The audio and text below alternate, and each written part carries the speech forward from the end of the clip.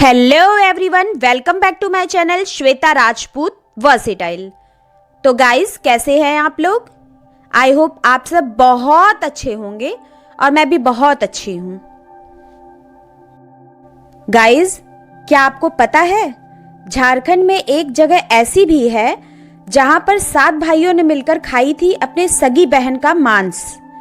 इस जगह का नाम है बिंदु बसाइर और यहाँ पर जो घटना सतयुग में घटी थी उसको झारखंड की सरकार भी मानती है और इस जगह पर कहानी से जुड़े कुछ अंश भी यहाँ पर मौजूद हैं। बिंदु बसाइर झारखंड राज्य की राजधानी रांची शहर से लगभग 35 किलोमीटर की दूरी पर ठाकुर गांव नामक जगह के आसपास पर स्थित है। उस जगह का नाम बिंदु टोंगरी के नाम से काफी प्रसिद्ध है। 7 भाइयों और एक बहन की कहानी पीढ़ी दर पीढ़ी हमारे पूर्वजों के द्वारा नई पीढ़ी को बताई जाती है। जब मैं छोटी थी तो इस कहानी को मेरी दादी ने मुझे सुनाया था। तो इस कहानी को मैंने तो अपनी दादी से सुनी। आप बताइए कि आपने किससे सुनी? कहा जाता है कि यहाँ दुर्गा पूजा के दौरान सप्तमी को विशेष पूजा की जाती है। उस दिन यहाँ मेला लगता है जिसमें बड़ी संख्या में लोग शामिल होकर भाई बहन के प्रेम को याद करते हैं। यहाँ का प्रबंधन बिंदु बसाइर पूजा समिति करती है। तो चलिए सुनते हैं बिंदु बसाइर की कहानी। पुराने जमाने की बात है। एक गांव में परिवार रहा करता था। उसमें 7 लड़के और एक लड़की थी। माता पिता जल्द ही गुजर गए तो बच्चों ने भी जल्दी व्यवहारिक काम सीख लिया। शुरू में सबको गुजारा चलाने में काफी परेशानी आई, लेकिन समय के चलते सब कुछ आसान होने लगा। उस समय समाज के पुरुषों का काम जंगली जानवरों का शिकार करना और औरतों का काम सिर्फ घर के काम काज करना और बच्चों को संभालना होता था। 7 भाई और एक बहन बड़े प्रेम से मिलजुल कर रहते थे। दिन निकलते ही सातों शिकार के लिए निकल जाते और बहन सबके लिए खाना पकाती थी और घर के काम काज करती थी। भाई जब जंगल से वापस आते तो साथ में बड़े बड़े जानवर, पक्षी आदि को मार कर लाते। बहन उसके मांस को बड़े चाव से पकाती और सब भोजन करके तृप्ति का अनुभव करते। ऐसे ही दिन गुजरने लगे। एक दिन की बात है। 7 भाई जंगल को गए थे। शाम होने चली थी। बहन सबके लिए खाना बना रही थी। जब वह सब्जी के लिए हरी साग काट रही थी, चाकू की तेज धार से उसकी एक उंगली कट गई। कटी उंगली से खून की धार बहने लगी। उसने सोचा, यदि भाइयों ने देखा तो वे बड़े दुखी हो जाएंगे। मुझे उन्हें यह बात नहीं बतानी चाहिए। उसने बहते खून को अपनी ओढ़नी से पोंछना चाहा, किंतु लगा कि उसके भाई देख लेंगे। फिर उसने दीवार पर पोंछना चाहा। फिर लगा यहाँ तो और अच्छे से तरीके से देख सकते हैं वो लोग। वह बेचैन होकर इधर उधर घूमने लगी। कोई ऐसी जगह नहीं मिली जहाँ उसका बहता खून भाइयों की दृष्टि से छुप सके। अंत में कोई उपाय न देखकर उसने उसी साग में पोंछ लिया जिसकी वह सब्जी बनाने जा रही थी। शाम को भाई जंगल से वापस आए। बहन ने खाना परोसा। आज सातों भाइयों को साग बहुत स्वादिष्ट लगा। सातों भाई अपनी उंगलियां चाटते रह गए। बहन की पाक कला की तारीफ की। अपनी तारीफ सुनकर बहन भी खुशी से फूले नहीं समाई। दिन भर के थके होने के कारण सातों भाई जल्दी ही सो गए। अगली सुबह रोज की तरह खा पीकर सातों भाई जंगल की ओर निकल पड़े। जब शिकार तलाशते तलाशते थक गए, सभी एक पेड़ की छांव में बैठकर आराम करने लगे। बातों बातों में रात के भोजन में बहन के द्वारा बनाई गई साग की चर्चा होने लगी। सब कह रहे थे कि इतनी स्वादिष्ट साग की सब्जी आज तक नहीं खाई। सबने तय किया कि आज इसके बारे में बहन से जरूर पूछेंगे और जान लेंगे कि साग में उसने क्या क्या मिलाया था। शाम को सातों भाइयों ने दोबारा बहन की पाक कुशलता की तारीफ करते हुए पूछा, प्यारी बहन, कल रात के साग में तुमने क्या क्या मिलाया था? बहन बताना नहीं चाहती थी। वह सोच रही थी कि अगर उन्हें इस बात का पता चला कि उसकी उंगली कट गई है तो सभी बहुत दुखी हो जाएंगे। इसलिए उसने जवाब में कहा, कुछ नहीं। बड़े भाई ने कहा, प्यारी बहन, तुम्हें बताना ही पड़ेगा। मैं जानना चाहता हूँ कि हमारी बहन ने इतना स्वादिष्ट साग कैसे बनाया। तुम्हें मेरी सौगंध है। बड़े भाई का सब सम्मान करते थे। बहन को सच बोलना ही पड़ा। उसने धीरे धीरे सारी बातें बताते हुए कहा कि कल मेरी उंगली कट गई थी और खून बह रहा था। मुझे लगा आप लोगों को पता चलेगा तो आप लोग परेशान हो जाएंगे, इसीलिए मुझे खून को साग में मिलाना पड़ा और उसी की वजह से साग का स्वाद अलग था। यह सुनकर 6 भाइयों के मन में एक कुटिल ख्याल आने लगा। वे सोचने लगे कि चंद बूंदें इतनी स्वादिष्ट हैं तो इसका मांस कितना स्वादिष्ट होगा। रात के खाने के बाद सातों भाई सोने के लिए गए। सातों में फिर उसी बात की चर्चा छिड़ गई। बड़ा भाई कहने लगा, अरे खून की कुछ बूंद इतनी स्वादिष्ट है तो शरीर का मांस कितना स्वादिष्ट होगा। सब ने बड़े भाई की बात में हाँ मिलाया। अगले दिन शिकार के लिए जाते समय सातों भाइयों ने यह योजना बनाई कि बहन को मारकर उसका मांस बनाएंगे, खूब स्वादिष्ट होगा। सातवें भाई को अपने बड़े भाइयों की युक्ति बिल्कुल भी उचित नहीं लगी। वह अपनी प्यारी बहन को बचाने के लिए बेचैन हो गया। वह खुलकर इसका विरोध नहीं कर सकता था क्योंकि 6 भाई एक तरफ थे।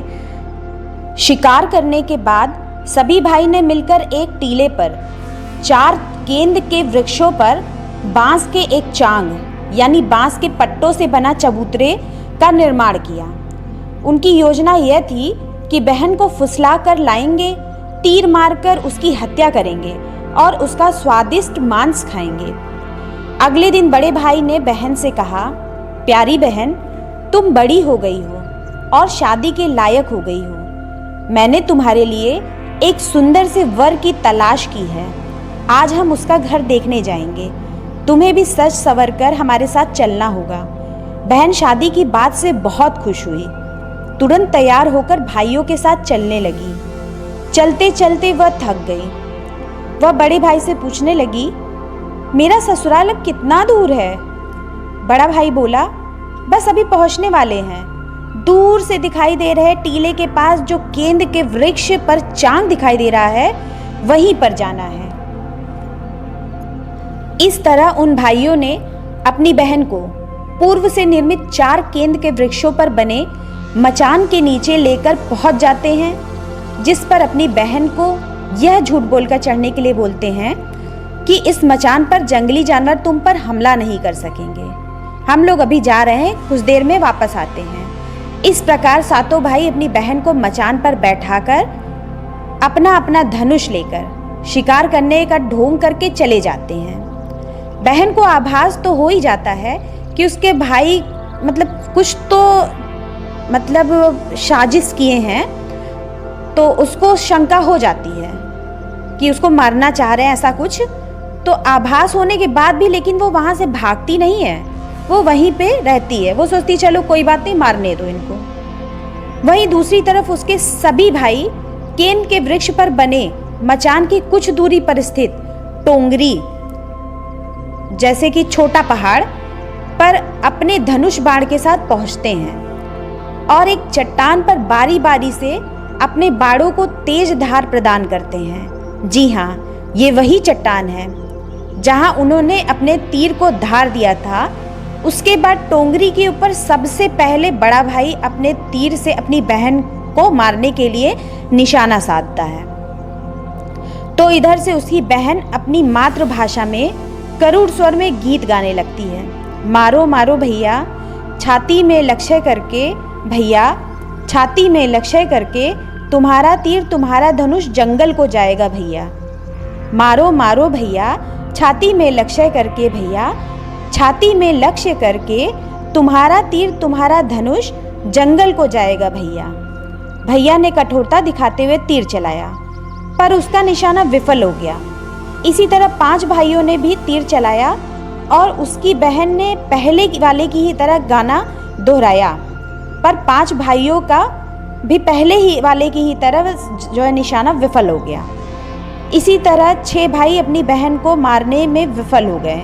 फिर आई 7वें भाई की बारी। 7वां भाई एक आंख से काना था। सातवां भाई अपनी बहन से बहुत प्यार करता था, वो उसे मारना नहीं चाहता था। सातवें भाई को देखकर 6 भाई उससे कहने लगे कि पूरी ताकत से तीर चलाना, बहन को एक ही बार में ढेर करना। यदि तुम्हारा निशाना चूक गया तो तुम जिंदा नहीं बचोगे, हम सब तुम्हें मिलकर मार देंगे। बहन ने छोटे भाई की जान खतरे में पड़ते देखा। उसने अपनी जान को भी छोटे भाई के लिए न्यौछावर करने का निश्चय किया।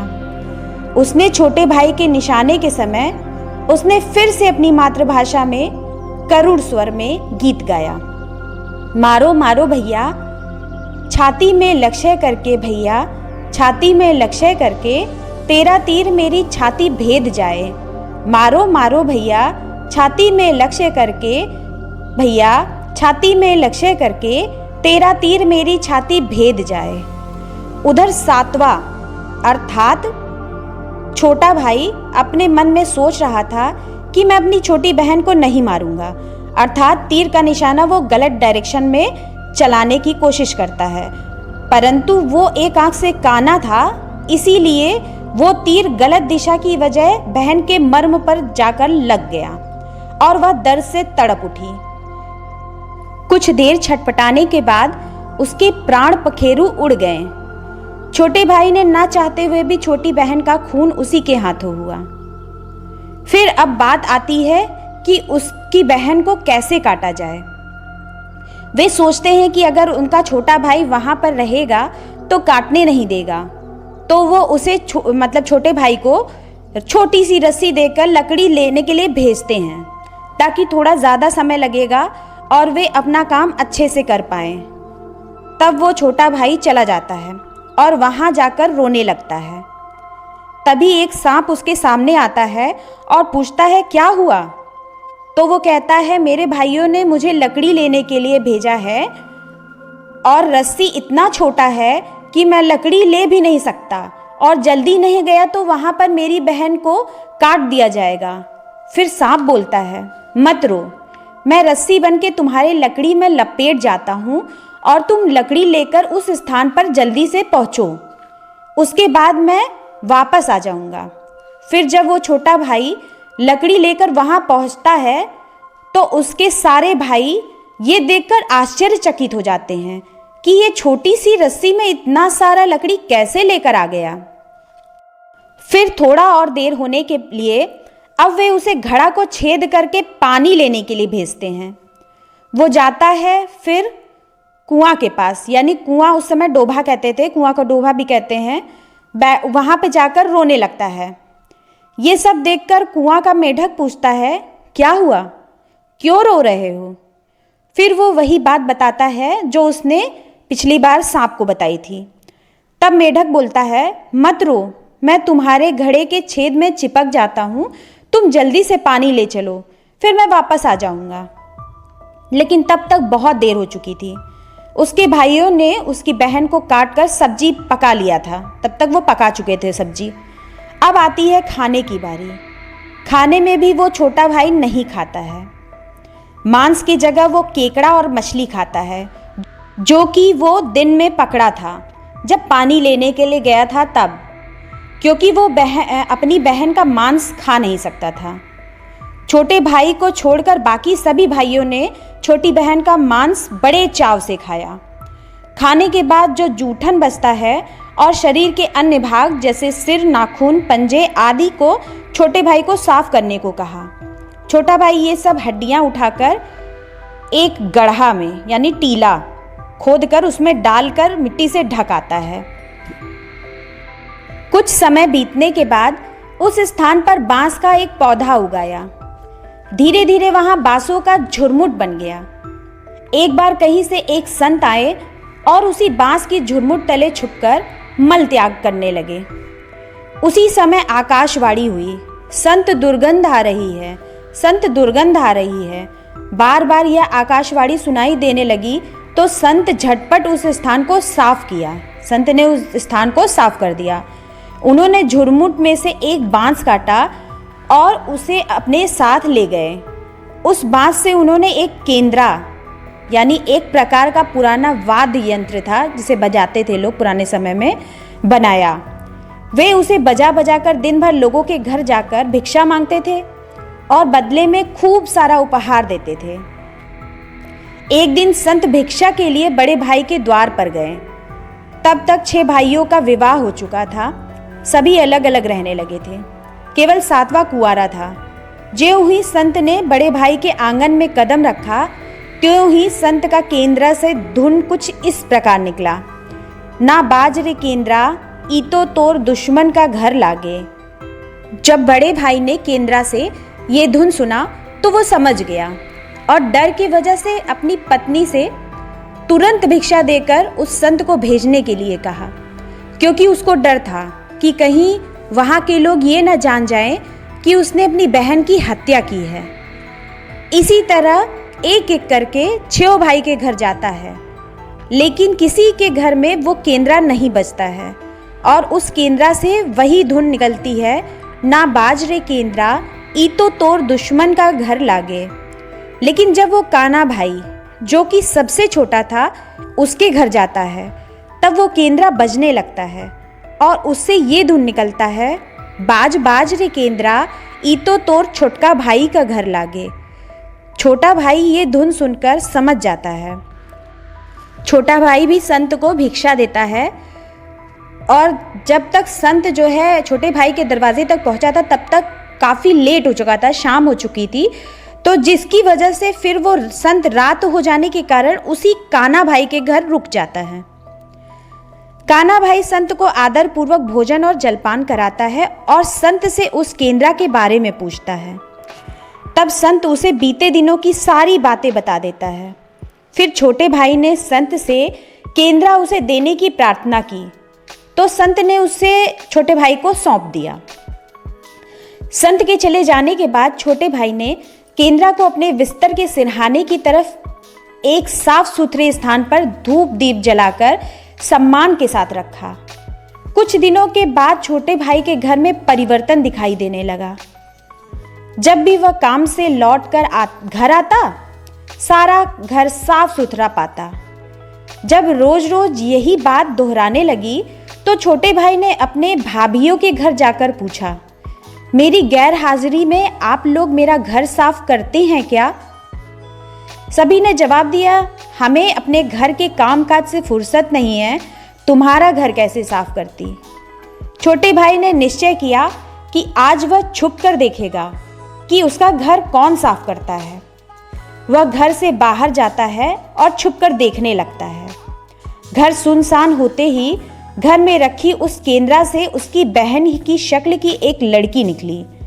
घर का सारा काम किया और फिर उस केंद्रा में समा गई। छोटे भाई ने यह बात अपनी बड़ी भाभी को बताई। बड़ी भाभी ने उसे समझाया, जो ही लड़की केंद्रा से बाहर निकलेगी तुम केंद्रा को आग के हवाले कर देना, फिर उस पर तुलसी जल छिड़क देना, फिर देखना क्या होता है। छोटे भाई ने बड़ी भाभी के कहे मुताबिक काम किया। उसने लड़की के निकलते ही केंद्रा को आग में डाल दिया और लड़की पर पवित्र तुलसी का जल छिड़काव किया। तुलसी जल के स्पर्श से वह मानव रूप में आ गई। भाई ने देखा यह तो उसकी प्यारी बहन है। उसने अपनी बहन को गले से लगा लिया। उसके बाद दोनों भाई बहन बड़े प्रेम से जीवन बिताने लगे। गाइस, जहाँ पर यह घटना घटी थी, आइए उस जगह का टूर करवाते हैं आपको। तो यही है गाइस केंद्र का वृक्ष, और ये वाला वृक्ष जो है जहाँ पे अपनी छोटी बहन को उन भाइयों ने ठहराया था, ये वही वाला केंद्र का वृक्ष है, आप देख सकते हैं। और ये है बांस का झुरमुट। ये है जहाँ पे उन्होंने तीर को निशाना साधने के लिए चोक किया था। और उसके अलावा ये है छोटी बहन के पत्थर का प्रतीक। और गाइज ये है 7 बड़े पत्थर, मतलब सीक्वेंस में लगाए गए हैं। 7 जो भाई थे, तो पहले बड़ा, फिर उससे छोटा, फिर उससे छोटा, इस तरीके से सीक्वेंस में 7 बड़े पत्थर लगाए गए। और देख सकते हैं यहाँ पे टीका उका लगाया गया है, तो इससे पता चलता है कि यहाँ पे पूजा पाठ का प्रचलन है।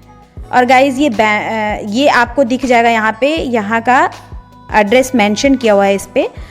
और ये है 7 पत्थर, आप दूर से देख सकते हैं। और यही वो बांस का झुरमुट है जहाँ पे उसने अपनी बहन को के अवशेषों को दफनाया था।